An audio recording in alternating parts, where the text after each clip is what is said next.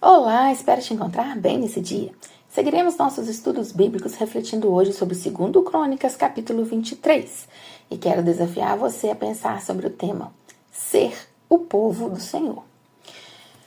O versículo 18 de 2 Crônicas 23 diz assim: E Joiada confiou a supervisão do templo do Senhor aos sacerdotes levitas, aos quais Davi tinha atribuído tarefas no templo, para apresentarem os holocaustos ao Senhor, conforme está escrito na lei de Moisés, com júbilo e cânticos, segundo as instruções de Davi.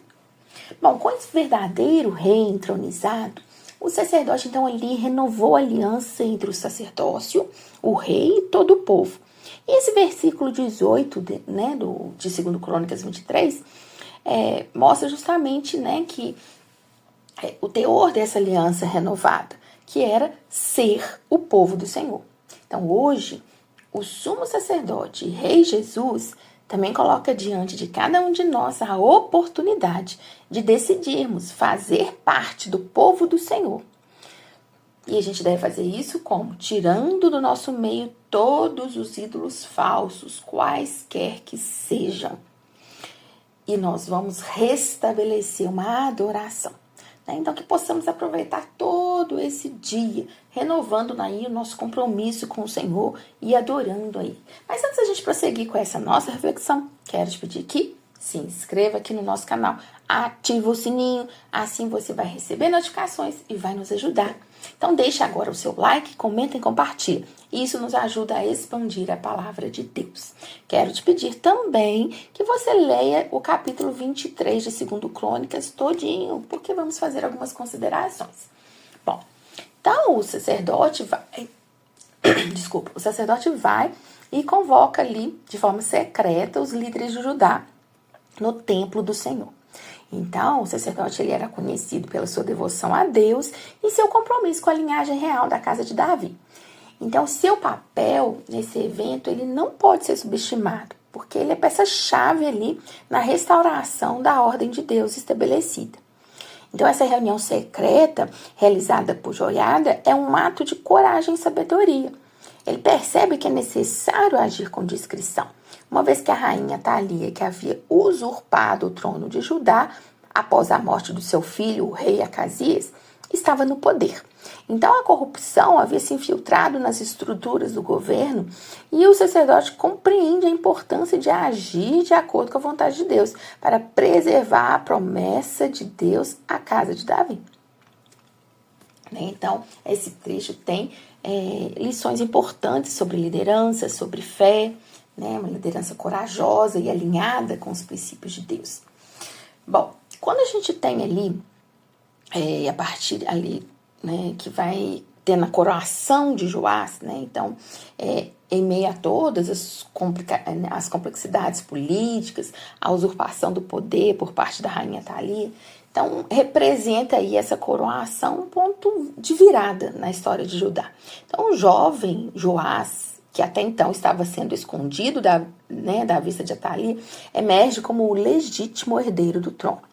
Graças ao quê? Esse planejamento cuidadoso do sacerdote e a coragem dos líderes de Judá. Primeiramente, é importante destacar o papel fundamental do anúncio público da coroação. Então, o sacerdote fiel toma ali a iniciativa de proclamar a Joás como rei diante do povo reunido no templo do Senhor. Então, esse ato não apenas valida a autoridade de Joás, mas também serve como um poderoso símbolo aí de restauração da linhagem real e da aliança com Deus. Então, a coroação de Joás é um momento muito importante, espiritualmente. Ela é realizada em um ambiente sagrado, que é o templo do Senhor, sublinhando aí a importância da devoção e da obediência a Deus no contexto político ali de Judá. E o povo de Judá, que havia se afastado do caminho da adoração verdadeira, testemunha a coroação do jovem rei como um ato de renovação espiritual. Então, isso não apenas reafirma a aliança com Deus, mas também oferece esperança, um futuro justo e piedoso aí para o reino. Então, além disso, a coroação de Joás é realizada com grande alegria e celebração. Então, as escrituras vão destacar que o povo bateu palmas e gritou de alegria, viva o rei! Então, esse entusiasmo reflete não apenas o reconhecimento da legitimidade de Joás como rei, mas também a esperança renovada em um reinado que seria guiado por justiça, por princípios de Deus, né? Então, nós encontramos lições aqui bem atemporais, né? Como liderança, justiça, restauração espiritual. Então, a coroação de Joás nos lembra da importância da autoridade legítima e da necessidade de líderes que busquem a vontade de Deus em seus governos. Então, ela também ilustra a esperança que surge quando a justiça é restaurada e a aliança com Deus é renovada. Além disso, essa passagem nos lembra da importância da adoração e da devoção a Deus em nossa jornada política e espiritual. Então, o templo do Senhor serve como uma lembrança de que a fé e a obediência devem ser fundamentais em todas as nossas ações, né? E aí nós temos a queda de Atalia, que é um momento crucial ali na narrativa, porque ela havia governado com mão de ferro, né? Introduziu a idolatria, a corrupção no reino de Judá. Então, o sacerdote que havia, né, orquestrado ali a coroação de Joás, agora toma medidas para remover Atalia do poder e restaurar a ordem divina aí no reino. Primeiramente, Joiada age com grande determinação e prudência. Então, ele assegura que a coroação de Joás será realizada em segredo, para evitar qualquer intervenção de Atalia. Então, além disso, ele coloca guardas nos portões do templo do Senhor, para garantir que ninguém entre armado. Então, essas ações mostram habilidade estratégica, né, e seu compromisso com a segurança do jovem rei e a restauração da linhagem real. Então, a execução de Atalia é um momento de justiça de Deus, né? Quando Atalia percebe o que aconteceu, ela rasga suas vestes e grita: traição, traição. No entanto, sua reação não pode esconder a realidade de que ela havia se afastado dos princípios de Deus e governado de forma opressiva. Então, a execução de Atalia é o cumprimento da justiça de Deus, que não permite que a impiedade prevaleça assim de forma indefinida. Então, essa passagem destaca bem a importância de líderes justos, comprometidos com a vontade de Deus, né? Então, Joiada emerge como líder exemplar, cujo compromisso com a casa de Davi e a linhagem real é inabalável. Então, sua determinação em restaurar a ordem de Deus no reino é um exemplo poderoso de uma liderança justa. Outro aspecto que temos aqui é a renovação da aliança com Deus. Então, a execução de Atalia, a coroação de Joás no templo do Senhor são eventos que reafirmam ali a aliança de Judá com Deus. Então, a presença de Joás no templo ela é significativa, pois marca que ele será um rei que governará sob a autoridade divina. Além disso, o povo de Judá demonstra aí seu compromisso com a fé verdadeira ao destruir os altares e imagens de Baal. Então, essa ação representa uma rejeição da idolatria que havia se espalhado ali sobre o governo de Atalia. Então, a restauração da adoração a Deus, né, ao Deus verdadeiro, é um passo fundamental na renovação espiritual do reino.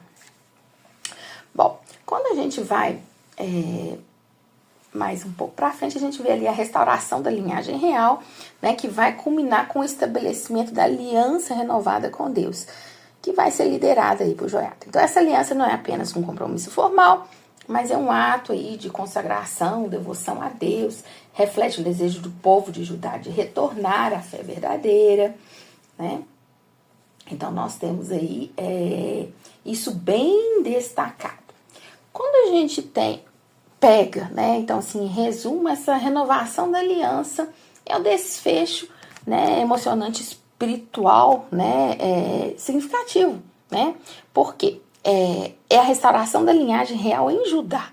Então, vai nos ensinar sobre a importância dessa liderança, da obediência a Deus, da renovação contínua, da nossa aliança com o Senhor. Então, nos lembra, assim como Judá, podemos experimentar a restauração espiritual e a alegria que vem ao servir ao Deus verdadeiro de todo o coração.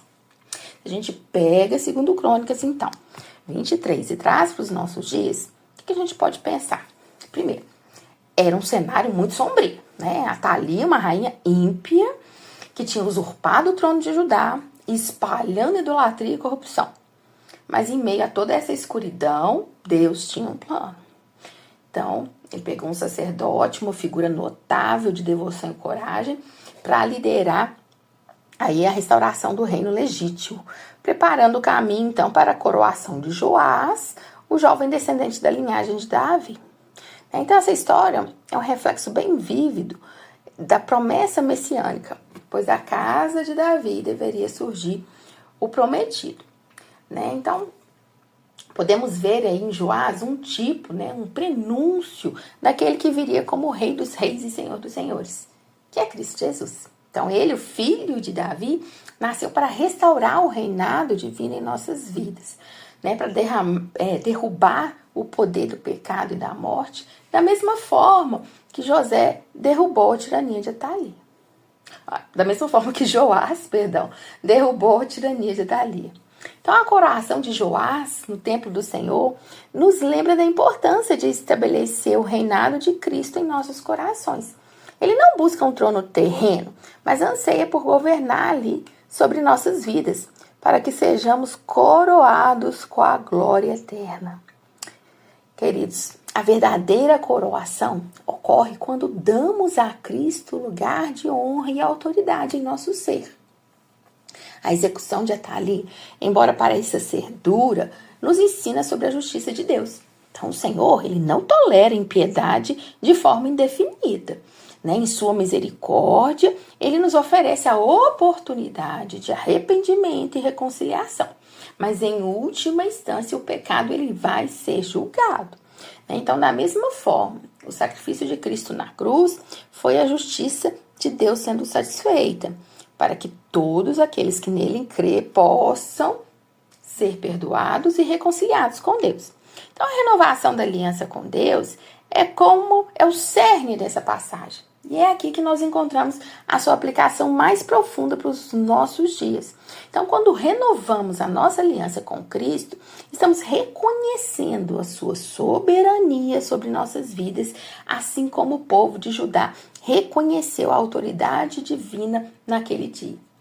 Então, a destruição dos altares de Baal representa a necessidade de abandonar toda forma de idolatria em pessoas, né, em nossas vidas, e servir apenas ao Deus verdadeiro. Então, assim como o povo de Judá se alegrou e adorou ao Senhor após a renovação da aliança, nós também encontramos a verdadeira alegria e plenitude em Cristo. Então, quando o reconhecemos como nosso Rei e Senhor, quando nos submetermos à sua vontade, nós encontramos a paz que excede todo o entendimento e a alegria que transcende as circunstâncias. Né? Então, vai nos lembrar bem, né, que a promessa de Deus cumprida em Cristo, que veio para restaurar o reinado de Deus em nossas vidas, Ele é nosso Rei, nosso Salvador e nosso Senhor.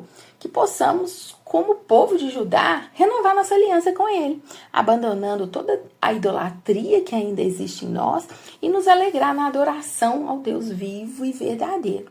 Então, que Cristo possa reinar nos nossos corações hoje e para sempre. Amém? E eu quero te desafiar a orar por 3 pedidos. Liderança justa e fiel. Precisamos orar por isso. Então, a oração pela elevação de líderes que buscam a vontade divina em suas ações e decisões, né, que vai ser essencial para a saúde espiritual e moral de uma nação. Então, devemos orar para que Deus levante líderes que estejam dispostos a liderar com integridade, justiça, de acordo com os princípios da palavra de Deus. Bom, outro pedido é restauração espiritual. Né? Então, isso envolve confessar nossos pecados, abandonar a idolatria espiritual e nos voltar novamente para Deus. Então, devemos orar para que Deus desperte corações, conduza as pessoas de volta a Ele e restaure a adoração genuína, né, em nossas vidas, na vida da nossa igreja. Né? Outro ponto, cumprimento das promessas de Deus. Então, é outro motivo para que a gente possa o quê? Estar orando. Nós podemos orar para que Deus cumpra suas promessas em nossas vidas, especialmente, né, as promessas relacionadas à nossa fé, salvação, né, o propósito espiritual. Além disso, podemos orar para que as promessas de Deus para nossa família, igreja e nação também se realize, confiando aí na fidelidade de Deus em cumprir o que Ele mesmo prometeu. Amém? Que o Senhor te abençoe.